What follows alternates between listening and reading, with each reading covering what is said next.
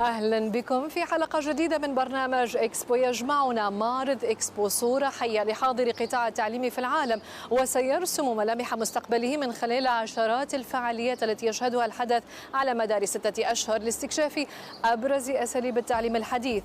يسعى المعرض إلى إشراك أكبر عدد ممكن من الطلبة من داخل وخارج الإمارات للاستفادة من هذا الحدث الفريد ومنحهم الفرصة لاكتشاف الفرص العديدة التي تتوافر من خلاله، بما يحقق الشعار الذي يقوم عليه هذا الحدث التاريخي، وهو تواصل العقول وصنع المستقبل.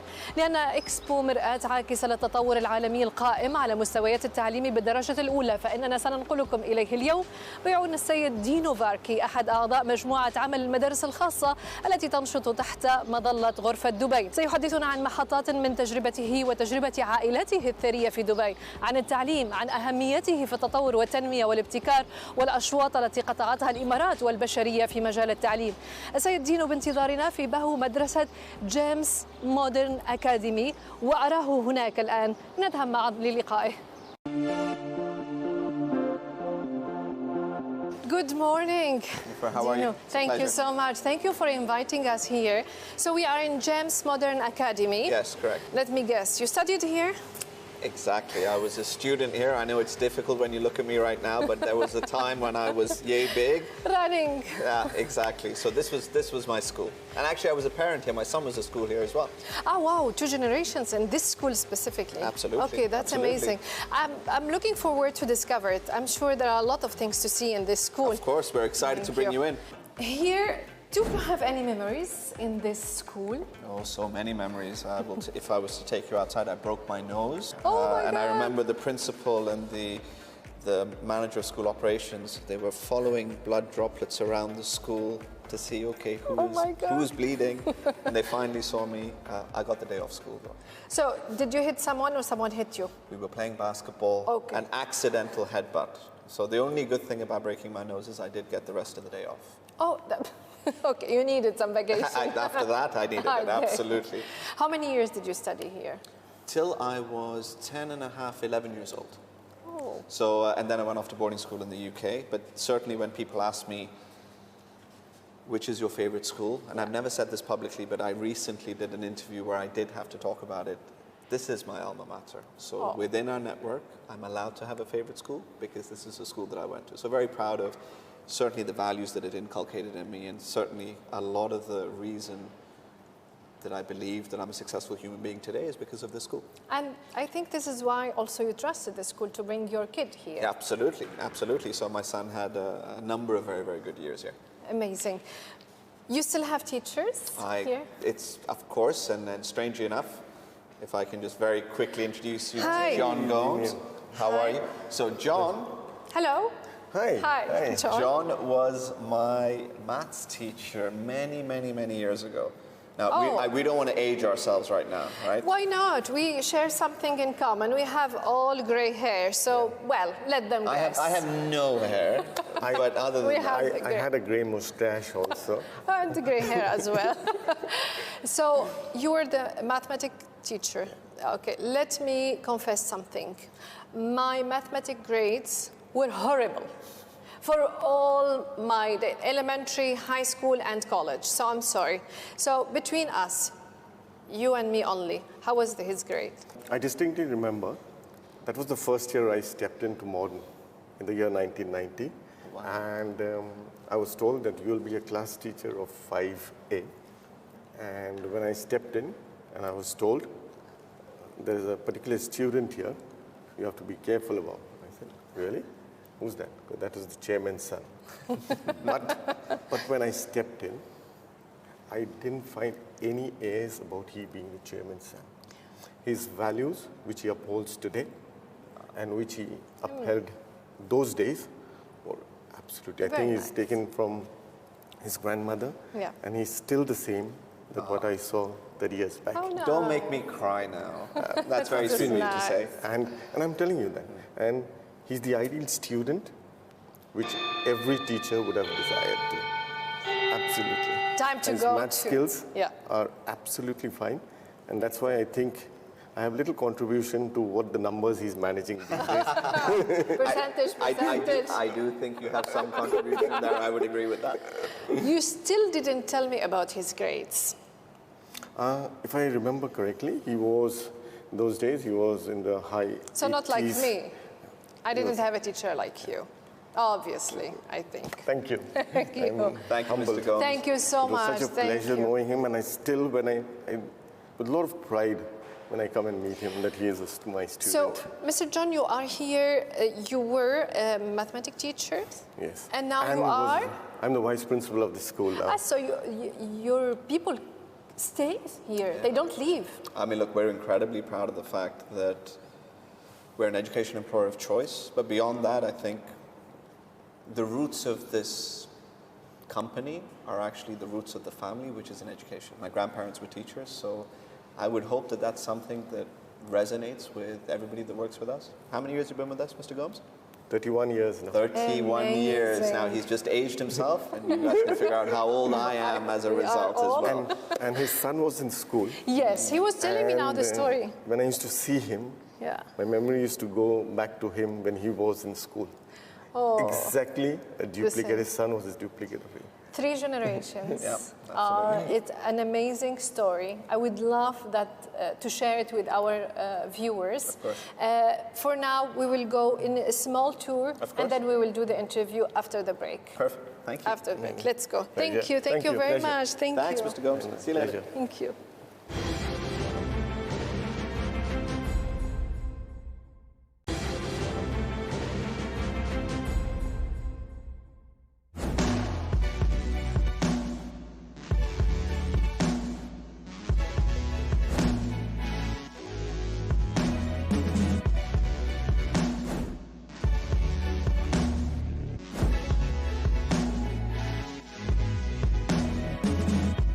Please. Thank you. So here we are in the school. Yeah. Musicals. You have musicals? I think incredible performances. I mean, it's one of the things that Rock You, Starlight Express, Phantom of the Opera. Phantom of the Opera, when President Clinton Oh. came and spoke at the 25 years. It's got a rich history of performing arts. I actually, when I was very, very young, was actually in this production. Oh, wow. When I was very, Starlight very young. Express. Starlight Express, yeah. It was, we were singing and dancing on roller skates, if you can imagine. Oh, that is not easy. That's not easy. And one of the things I always certainly credit the school for, obviously in my role, I have to speak a lot in public forums. And part of the reason I've never been afraid, and I hope that I've been able to convey my thoughts and my words as effectively as I have, is because of the school and having performed at such an early age on stage.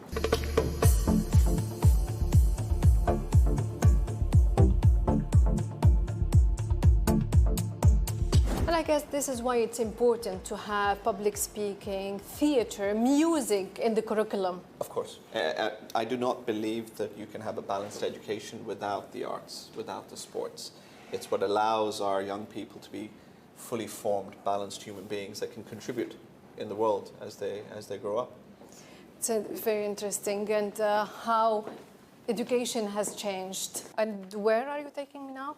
So to a classroom, and if I'm not wrong, it's a grade 2 classroom. Okay. Small chairs? Maybe small chairs. Okay.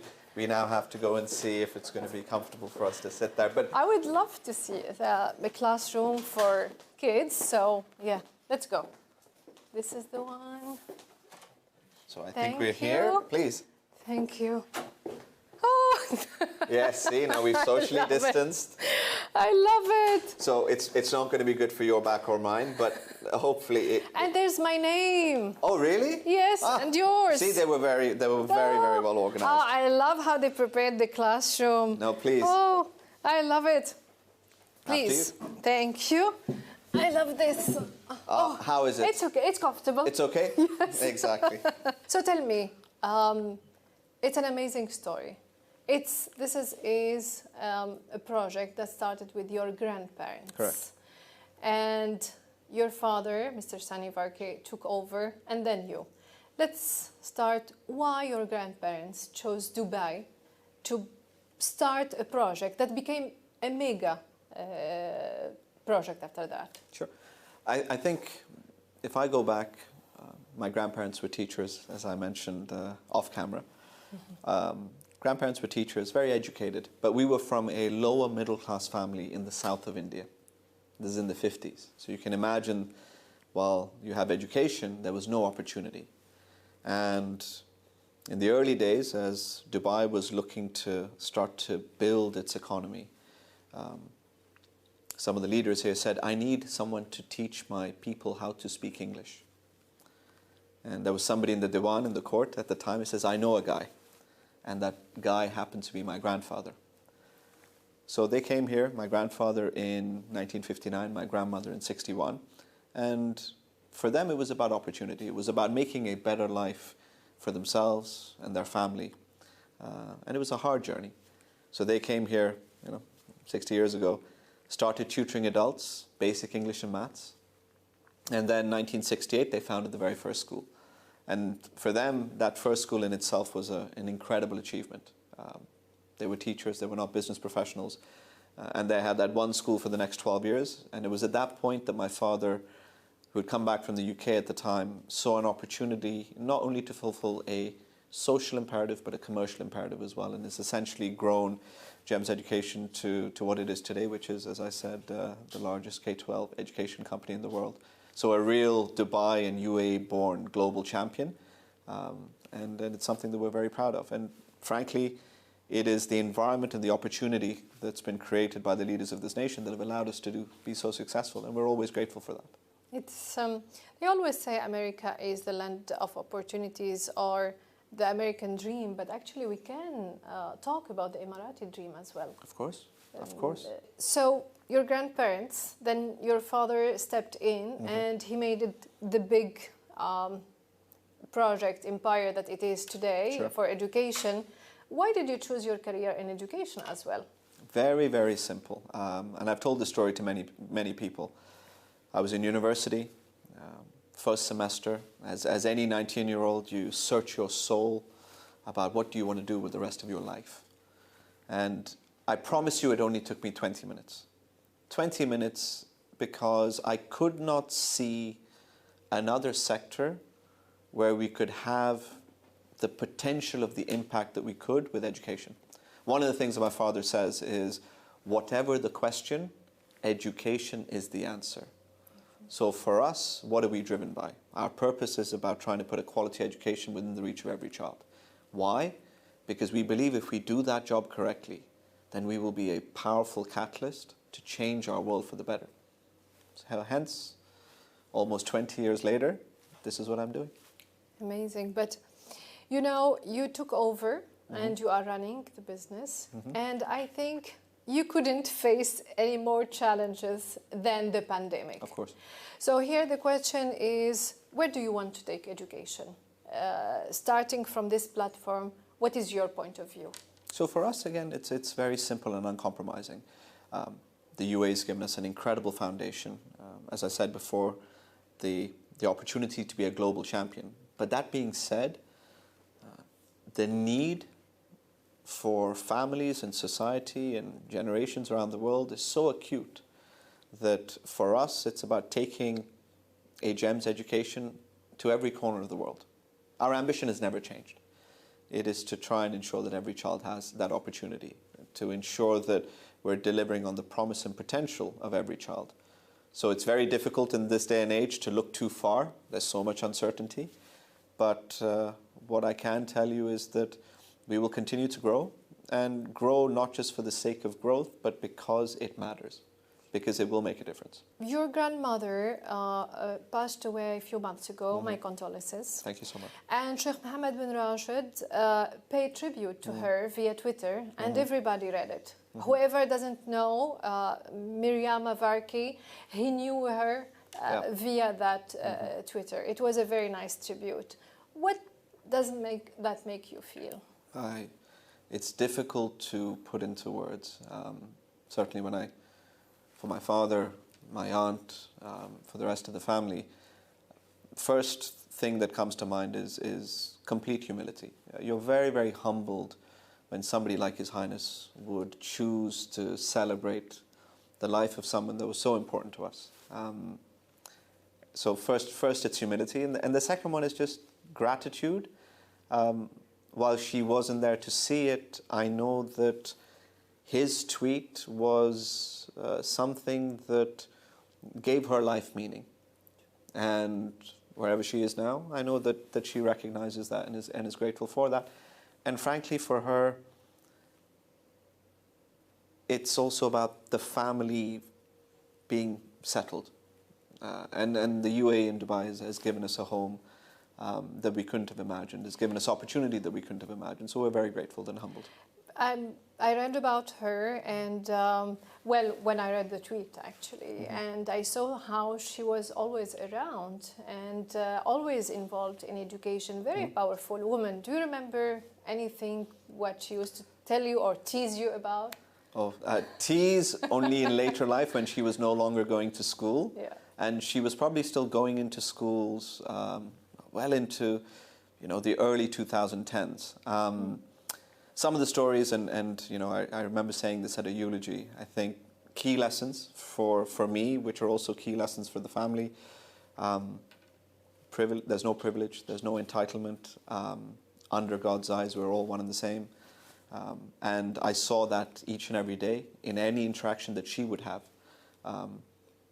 She would interact with a teacher or a head of state, and she treated them the same, with warmth, as if they were her own. And then, I said in the eulogy that she wasn't just mother and grandmother to our family, she was everybody's mother. And because in those days, the pride that people take in the teaching profession, the community rallied around her. So, and again, we're fortunate that the many families that she and my grandmother taught, there are still very deep relationships that have a lot of meaning, and again, it signals a wonderful thing about their life. I think there are only few people in the world that can touch so many human beings and be remembered as such. Miriam, may she rest in peace. Thank you so much. The lesson here, to be honest, is you are privileged, but how to take this privilege that you are born in and to have a blessing family like yours and to be grateful for it as well and humble. I think that is the hard thing to do. Is it correct? I think so, but I think the values of any family are what carry you through. And I like to think that the values of the family of passion, ambition, humility, faith, not just about religion, but faith in general, are certainly things that are important for GEMS and GEMS education. I always say that my grandmother is still the heart and soul of the education. She was the teacher that inspired a Global Teacher Prize, which obviously our foundation is responsible for. And when I think about the attributes that I want our teachers to have, they're very much the attributes that she held. And humility is one of the core traits of the family, always has been. When you talk about the family, it is important to know how is it to raise a family in such cosmopolitan city like Dubai? How is it for you? I think that diversity is something that's an incredible advantage. When we look at Dubai, when we look at the UAE, and we look at our schools, we have over 170 different nationalities in our schools, teachers from 120 to 130 different nationalities. Our schools make diversity work each and every day. It's the strength of our schools, not just GEM schools, but every single school in the UAE has that strength of diversity. And I genuinely believe that what we do is something for the rest of the world to see. We live in harmony, we live in peace, we celebrate one another's culture, we thrive in understanding our brothers and sisters no matter where they're from. And that's something that's, again, embedded in the values of this nation and has been since day one. And that's what enriches as well the experience for every kid who lives here. Of course.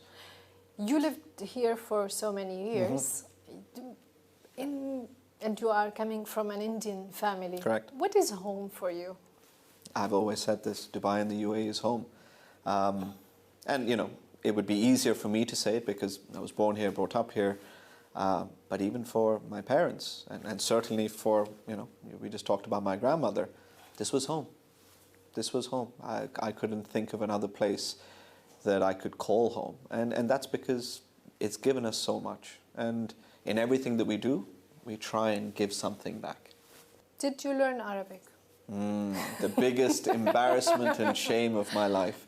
I could read and write Arabic perfectly. So if you heard me speak it off a page, you would think that I was fluent. I unfortunately did not understand what I was saying. My goodness. Yes, it's a shame. It's a terrible shame. And then my other excuse is that I actually left Dubai when I was very, very young. So 10, 11 is when I went off to the UK. So that's my excuse for not being able to speak Arabic, but it's something that I will learn one day when I have a little bit of time. So let me ask another question. Are you making sure that your son learn Arabic? Of course. So if there's one thing that I've realized from my own failures, is to make sure, and actually to be fair, the way that Arabic is taught in this day and age is very, very different to perhaps how I was taught. And actually, when I listen to my son, when I even listen to my daughter, they are so much more adept at their age with the Arabic language than I was. It's a beautiful language, and I have to give you this, it's a bit complicated, but it's really an added value to have it in anybody's life. That's a lot of memories here. You brought me a lot of memories as well in the classroom, and the little cute, very small things and games and toys. That is very nice, but we have to be grown up and move to the office, I think. Absolutely. I don't want to, but we have to. You think we can stand up? Of course. It's very small, but let's try. Let's try.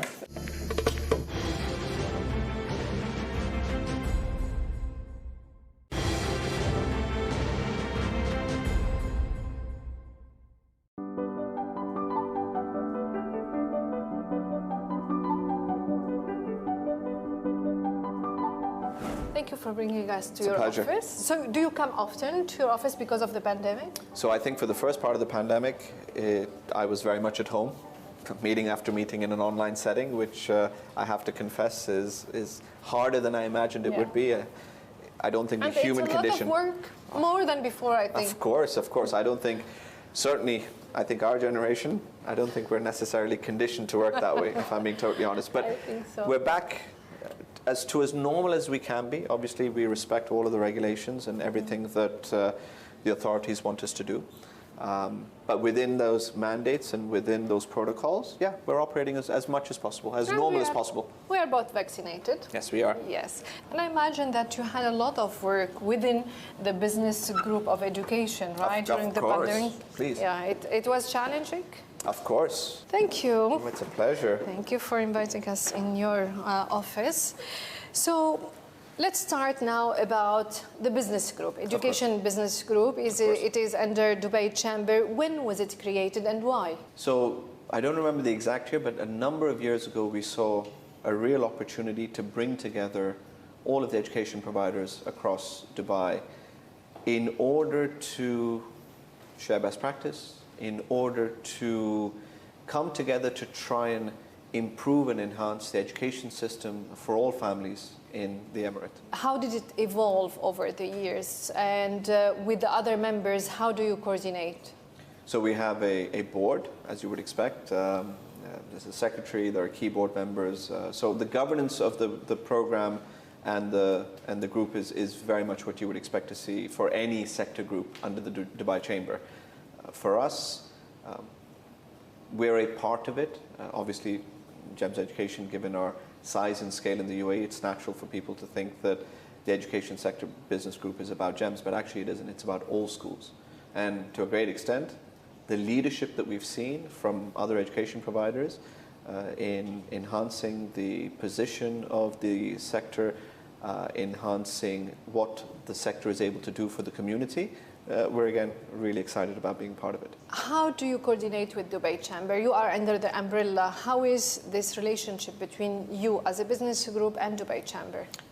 We've been interacting with the Dubai Chamber for a number of years, and we're fortunate that the Chamber exists in the manner that it does in order to be able to act as a catalyst to support key sectors, key investors. And for us, that support is something that we find invaluable. And it's something that investors from around the world should find invaluable, to have a body that is such a champion of private sector and private enterprise. This private sector for education is a business. And there are newcomers. How do you welcome them? When you say newcomers, you mean newcomers into... As an investor in the education private sector, is it saturated, the market, or still there is room for other? There's always room. I think the way that we would describe it is greater competition, new providers, new schools. All it does is force the system to improve, which at the end of the day means greater choice for families. It means greater choice and potential for high quality education for students. So if that's the case, then it's something that we should all welcome, because it forces us to ensure that we're always delivering value to our families. Because it's not commodities. You're not here competing that you lower the price, you will have better or more students. It's not the case. So in what and which level you are competing? The curriculum, the better teachers, new education levels, knowledges, AI, what? Across everything. I think if you're talking about, while it isn't commodities, the nature of private enterprise, free market, you're going to be competing across everything. It's about your people, it's about infrastructure, it's about curriculum, it's about legacy, it's about the trust that you've built with communities, heritage. You know, you have a lot of schools with incredible pedigree and reputation and brand from other parts of the world that are choosing to put their campuses here. All that signals to me is that Dubai and the UAE, in terms of being seen as a true global hub, a true world city, that's all that it indicates. And frankly, if we're going to be successful in achieving the UAE's national agenda, Dubai's vision for 2030, that by its very nature means more people coming to call Dubai and the UAE home. And if there are more people coming, inevitably the thing that they look to first is great schools that they need to put their children in. So we'll need more schools. And as a consequence, you know, we're always very welcoming. And as a sector group, the more high quality education providers that we can get, people that are committed to deliver high quality education for the long term, that's something we'll always welcome. Do you know, I'm coming from a country, or I'm coming from a public school. My country subsidizes, the government subsidizes the education. So the question that comes to my mind, how do you balance between the commerce and the education as a noble sector? How do you balance between both of them? So I think there's a couple of things I would say. One, we are big supporters of public education. We've managed government schools and public schools around the world. We've helped reform initiatives in different countries around the world. We believe that you need a high quality functioning public system no matter where we are in the world. I think the challenge has become, though, that most public education systems are unable to respond to the needs of today's students, tomorrow's students. And as a consequence, where you've had greater private sector participation in the sector is when the public sector has not been available or accessible, or has been able to deliver education that suits the ambition and aspiration of families. So in a place like the UAE, there are public schools, and those public schools continue to get better. However, for the majority of the people that live here, it's inaccessible. And by that I mean public schools here teach predominantly in the Arabic language. So where was the opportunity for my family 60 years ago? It was to create schools to cater to those families from outside the country that were coming in, that wanted high quality schools. And so for us, that was the opportunity. It's creating high quality international schools that deliver instruction predominantly in English. So in the UAE, that's the model, right? Because the majority of the population are from outside, are expatriate, are from different parts of the world, the private sector has effectively grown in order to cater to that need. I would also say here that in terms of the question of how do you balance, it's still noble if you're private. The only thing that private means is that you're doing something that's sustainable. And paying more money. So this is the interesting thing. So one of the interesting things certainly about GEMS and the diversity and choice. So today, if you look at the number of students that we have in the UAE, it's about 120,000 students. Okay. 80,000 students, over 80,000 students in GEMS pay less than 24,000 dirhams a year. That's the average.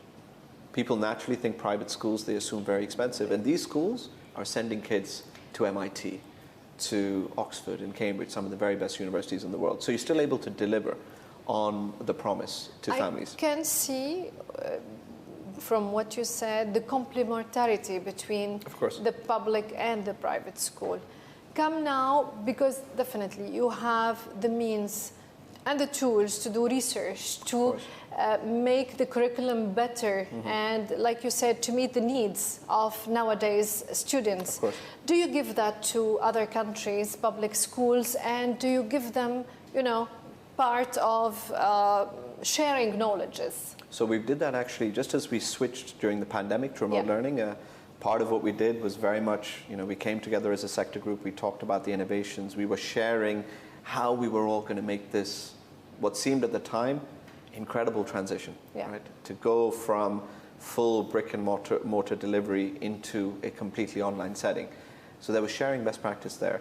In a lot of the work that we do through our foundation, we, for instance, train teachers in parts of Africa. We actually have a very large teacher training and leadership training program in Argentina.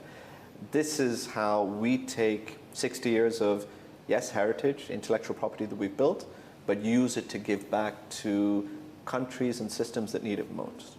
2 points that are very interesting, and I want to emphasize on them. Sure. The first one is the pandemic, and the second one is the teacher. We'll come later for the teachers. Okay. The pandemic, well, it was very challenging for everybody, and I'm sure that the education system suffered. The student, the parents, that they have their children have to stay home and see how they will be educated online, and yourself to be, and to switch very quickly. How do you think the pandemic is shaping the future of education in the whole world? So I think there's a few ways of looking at it, depending on where you look at. If you look at Dubai and the UAE, I think we've done a remarkable job. If you look at certainly GEM schools, and I'm sure there are other schools that you can speak to, despite the fact that we were delivering online, last year we had our very best academic results in our history. Whereas in many parts of the world, you have families that are complaining that their children are doing worse than they ever have because of this transition. Many students have not been able to access high quality education because of the pandemic. And so what we're seeing now is what we call the learning divide. That learning gap has actually increased significantly between systems and countries that have done it well, like ourselves and like the UAE, versus very, very many other countries around the world. What does it show? What does it signal? Certainly technology is going to be a much more enabling and embraced part of education. That's the reality. In the future, definitely, forever. We've invested in technology for decades, but actually now there are many school systems that said, well, we can't afford not to. The other component that was very heartening for me, and certainly for us to hear, was the fact that actually families around the world still want to send their children to school. Because they are working. One, they're working, but there's also something about that underlying, how do you call it? The relationships between teachers and students, between friends and peer groups. What you have that's very unique to a school setting is something that certainly when we surveyed parents about 12 months ago, well over 90% of families said we're desperate to come back into school. And even those the 7 to 9% that looked at online as a possibility, it was a possibility, it was a potential. It's not something that they would switch to today. You know, when we went to the school this morning before coming here, it was nice that you met your old teacher, and it reminded me that I was taught by amazing also teacher and professor in my country. Nowadays, what I see that teachers are not very well appreciated. I'm coming from a culture where we see a teacher is almost a prophet, and we say it out loud. But today, we don't see this. What, in your opinion, made that a teacher is underappreciated today? Many, many things. Again, I could go on for hours, but I'll try not to.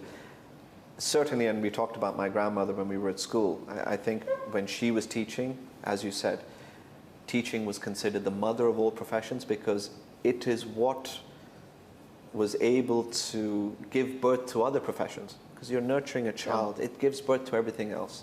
And I think society recognized that. But I also think that over time, we live in an era of celebrity. We live in an era of media. And so the jobs and the roles that are glamorized are very, very different. And through that, perhaps people have forgotten how important teaching is. That was a big part of the reason why the Varkey Foundation actually set up the Global Teacher Prize. It was to enable teaching to reclaim its position as the noblest profession. I love that initiative. Thank you. It is under the patronage of Sheikh Mohammed bin Rashid, and every time you choose one teacher to give him the prize or to give her the prize, we always cry because there are a lot of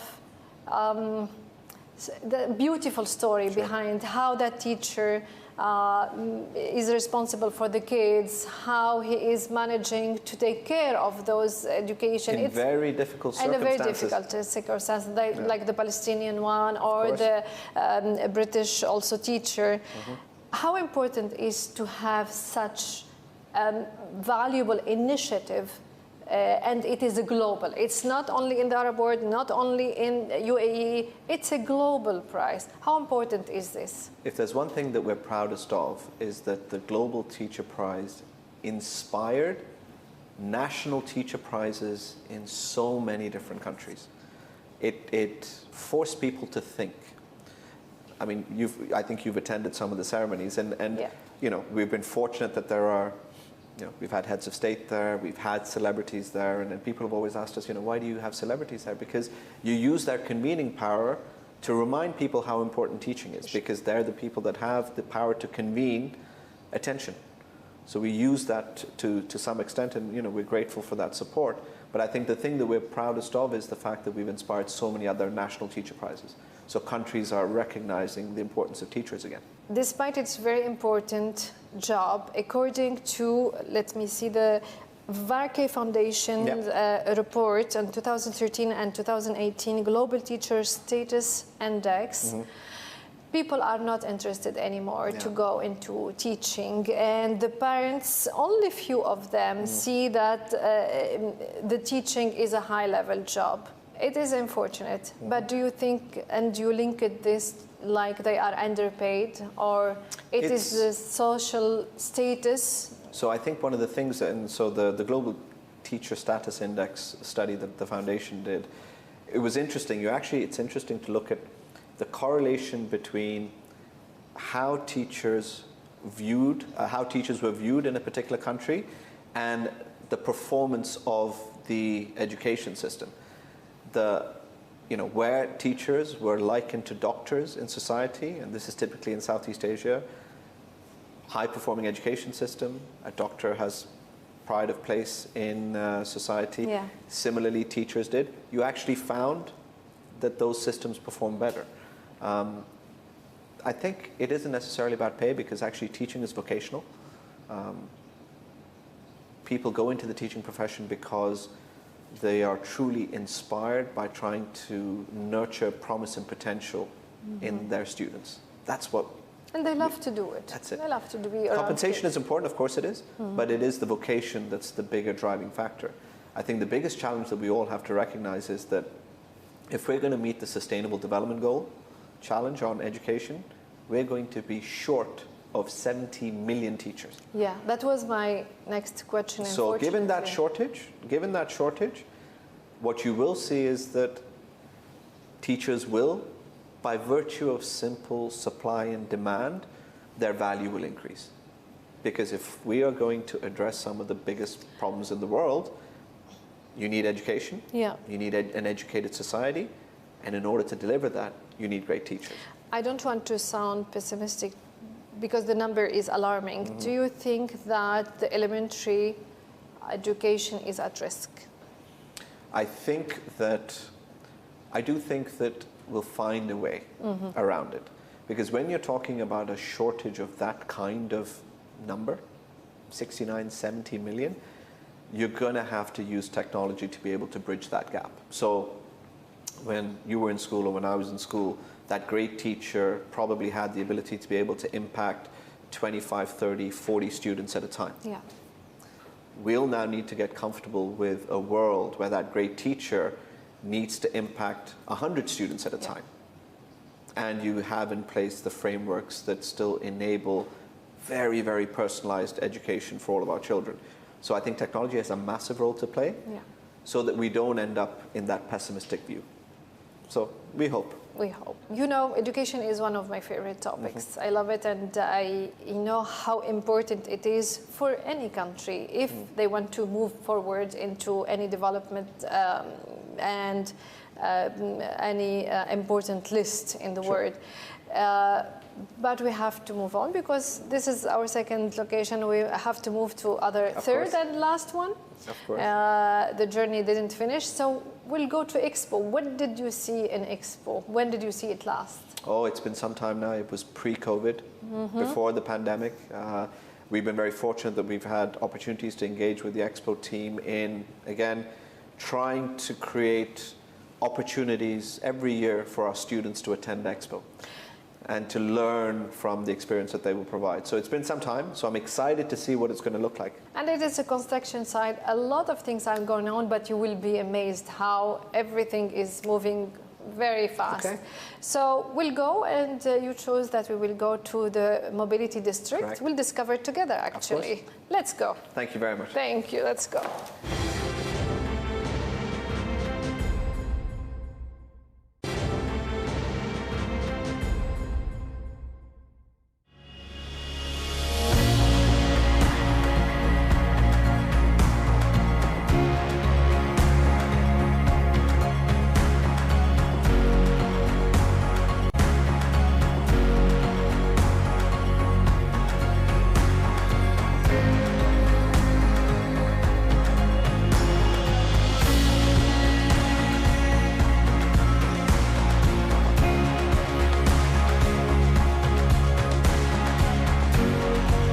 بكم مشاهدينا من جديد. إذن هذه المحطة الأخيرة من برنامج إكسبو يجمعنا لحلقة اليوم ضيفنا فيها دينو فاركي. Dino, thank you for bringing us. Pleasure. It was a long day. It was a long day, but we're finally here. We made it. It's actually very nice. I like those shades because it's cool. We don't feel the heat of the day. Of course. Even though it's very hot outside. We are here in the Mobility District. I think it will be very crowded in October in this district. Well, that's what we all hope, especially given the last 12 to 18 months. I think we're all looking forward to connecting again, coming together again. So the time for Expo couldn't be better. I think this will give us a sneak peek of the future in terms of transportation and mobility. So it's like a time capsule going forward into the future and bringing us here in Expo. So when I remember you talked to me while coming here, your father was in the first video to bid and to advocate to bring Expo and to be hosted by Dubai. And that was a dream, that was an ambition from all the people in UAE. And it happened. You are in the reality. It happens a few years later. How does that make you feel? Well, I think my family's been here for over 60 years, and if there's one thing we've learned is that when the leadership of this nation sets their mind to something, everything is achievable. Impossible is nothing is almost the slogan for the country. And when Dubai and the UAE chose to bid for Expo, we were very confident.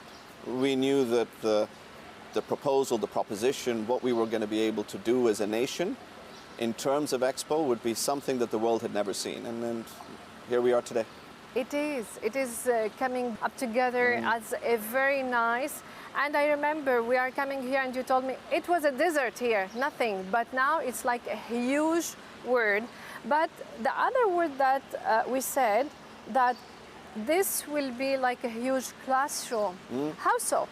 Well, the way we've engaged a lot with the team at Expo, and what's very, very clear is everything that the Expo is trying to bring is very future focused. It's very future relevant. It's about how we as humanity can improve the state of the world. What do we try and do in schools?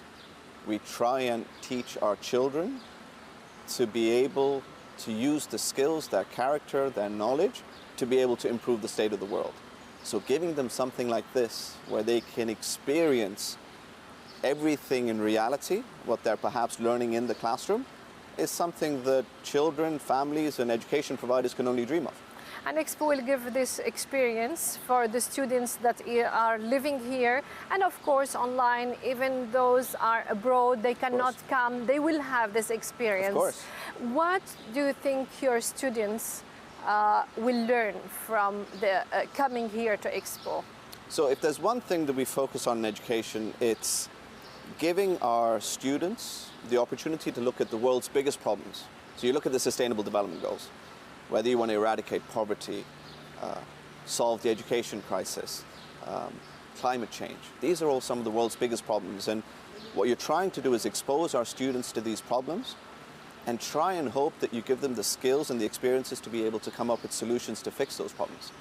Well, Expo gives us a practical, real world opportunity and platform to be able to give our students that experience. And that's what we're very excited about. So by bringing our students to Expo, do we then have the opportunity to enable these young people with the skills and the traits to be able to solve some of our biggest challenges? Absolutely. Now I understand why it's a huge and big and word classroom. I will be a student as well here, because everybody who is visiting, I think, Expo sites will be learning something. It's a learning process, and here for over 6 months. So you encourage students, even not yours, from all over UAE to visit. Absolutely, and I think that's the responsibility that we bear to ensure that Expo, not just for Expo's sake, but everything that we're trying to do is sustainable. And I think that's obviously a very important theme for everything that the Expo is trying to do, is again exposed to our students. And it's not just GEM schools, but every single education provider wants to pick up that responsibility and mantle. And so, yeah, we're again very, very excited to be able to support Expo. Expo has been around for the last 170 years. You visited Milan. So why is it important that UAE, an Arab country in the Gulf, in the Middle East, is hosting such an important exposition? Well, first and foremost, it's the first time in our region. That in itself is significant.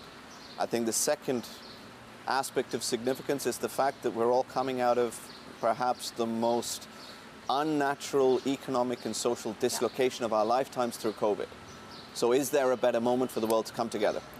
And the fact that it's in the UAE and Dubai, a place that has always connected people, first by virtue of where it is in the world, its geographic position, but then also by virtue of the fact that we've built our economy, we've built our society on the strength of diversity, on the strength of economic freedom.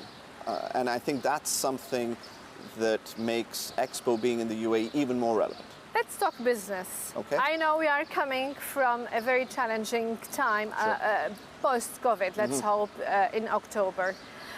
Do you think it's a great platform for investors in education to also communicate and connect with each other in Expo? Absolutely. And I think one of the interesting things that any Expo does, but specifically Expo here, is that it provides visibility to the world of what we here in the UAE can achieve. And we're blessed with the very best infrastructure, social infrastructure. Some of the very best schools and education systems in the world are actually here in Dubai and the UAE, and people don't realize that. And so by exposing what is possible through Expo, of course, it creates opportunities for investors to look at the UAE and Dubai as a place to come in and build schools, build education enterprises, and build enterprises of any kind. During the episode, of course, we spoke a lot and we discussed the education and the challenges that had faced during the pandemic and how the pandemic, coronavirus, is shaping the future of education. You think here you will get out of Expo with a new idea and perception of education, and it is shared at one place for a lot of countries at the same time? Sure, possible. I think certainly what the COVID pandemic has shown us is that it isn't just about the technology, but it's about the people. And part of the reason we've been as successful as we have been over the course of the last 12 to 18 months is our ability to be able to ensure that our people, our pedagogy, our processes, and the technology all connect. I'm using the word connect a lot because that is, of course, it our is connecting theme. Everybody. So that connection is something that can be built on. Now, when I think about the education business group that we've formed, what is a key ambition? It is to share best practice.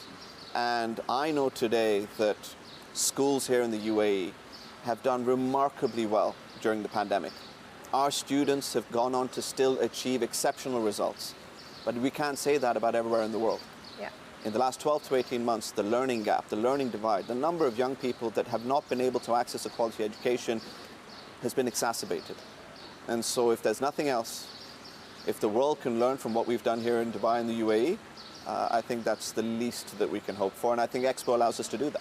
Besides, of course, education, there are so many other sectors. What do you think opportunities that Expo can bring for everybody who is gathering here and coming, of course, from abroad? So I think Expo gives us the opportunity to convene different minds, different ideas, different cultures, different nations, and what is possible if we work together. I think beyond that, what people will realize, and the story of my family is a typical story for any investor. We were from a low middle class family in the south of India. My grandparents were teachers. We emigrated to the UAE 60 years ago because they had very little opportunity there. And through passion, dedication, ambition, because the leaders of this nation created an environment that rewarded enterprise and ambition, we were able to build perhaps the most significant education enterprise in the world. We're one of the UAE's global champions. And that's possible for any investor in any sector because this environment that they've built is something that allows you to truly succeed and thrive. It's a great infrastructure for everybody. And like your story, yes, it's very inspiring. And it has a typical and specific, of course, details that of course, it will inspire a lot of people that are watching us now. How, in your opinion, we can use knowledges that we have here and everybody on this platform to make a better future for the generations that come? And what we are living now is telling us that they will have a very challenging time in the future. How we can use these knowledges for now and to make a better future for them? So I think, as I said earlier, if there's one thing that education needs to be, it's to be relevant.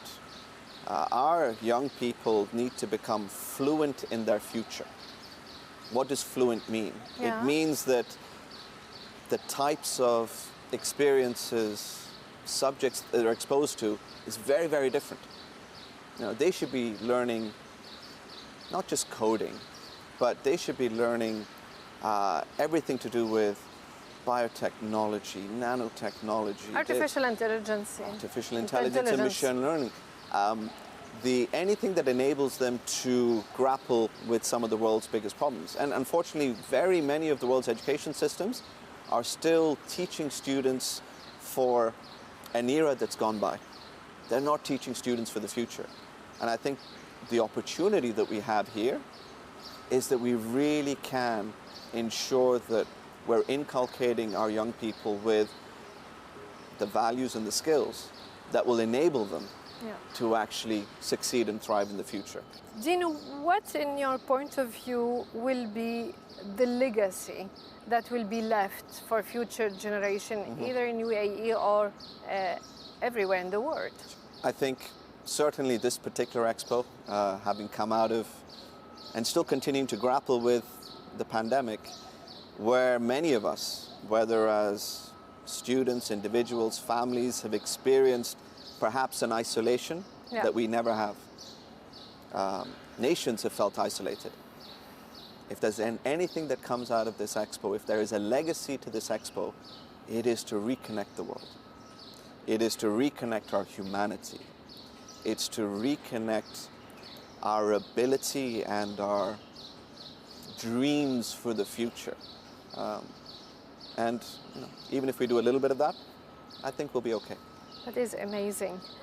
You know, we came to the end of our episode. I had a blessing time with you, and you brought me a lot of memories from the classrooms and Me too. it's very nice.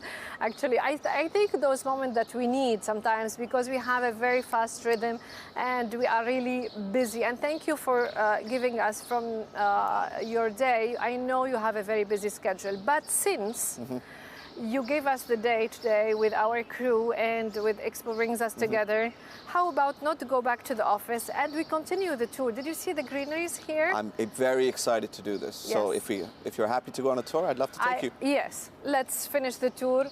شكرا لكم مشاهدينا على المتابعة. سألتقيكم بإذن الله الأسبوع القادم، لقاءات أخرى، شخصيات أخرى، معالم دبي أخرى وأجنحة أخرى وزوايا في إكسبو دبي. ألتقيكم الأسبوع القادم. Of course.